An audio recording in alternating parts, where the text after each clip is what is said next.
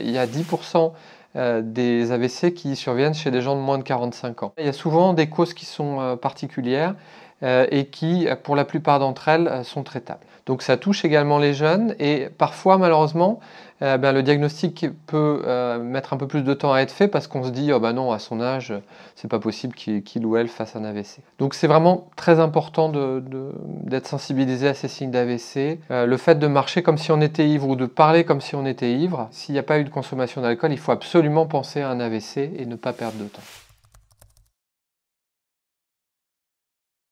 Quand on est jeune, on a davantage de chances de récupérer après un AVC parce que notre cerveau est plus malléable, il est plus plastique. Donc les cellules qui n'ont pas été détruites par l'AVC peuvent apprendre plus facilement à faire la fonction des cellules qui ont été détruites. Ça peut aussi, ce mécanisme, survenir chez les gens plus âgés, mais ça marche mieux chez les gens plus jeunes. Il y a de plus en plus de jeunes qui font un accident vasculaire cérébral malheureusement, mais il peut être évitable dans 80% des cas. Ce qui est important, c'est d'avoir une bonne hygiène de vie, ne pas fumer, avoir une consommation d'alcool limitée. Attention au surpoids et à l'obésité qui sont aussi un facteur de risque important. Il y a aussi l'hypertension artérielle. Ça vaut le coup de mesurer de temps en temps sa tension. Ça peut se faire en pharmacie par exemple gratuitement. Et puis, il faut également penser à dépister un diabète, notamment si dans votre famille il y a déjà eu un antécédent de diabète.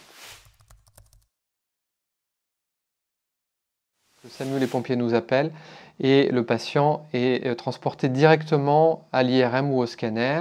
Là, il est examiné très rapidement et puis l'IRM ou le scanner nous permet de savoir si oui ou non c'est un AVC et de distinguer les deux grands types d'AVC. L'AVC ischémique, il y a une artère bouchée, ou l'AVC hémorragique, il y a une rupture d'une artère. Et puis on peut commencer le traitement le plus rapidement possible parce que chaque minute compte. Chez les patients jeunes qui font un AVC, il peut y avoir des causes spécifiques. L'une d'entre elles, c'est le foramen ovale perméable, le FOP.